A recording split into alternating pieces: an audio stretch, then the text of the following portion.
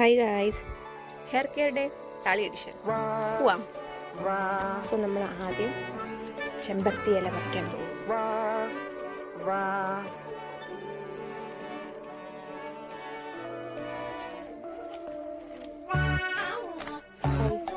പൂ പറിച്ച് സോ താളി guys. So അപ്പം പൂവും ഇലയും കിട്ടി, നമുക്കിത് വെള്ളത്തിട്ട് വയ്ക്കാം.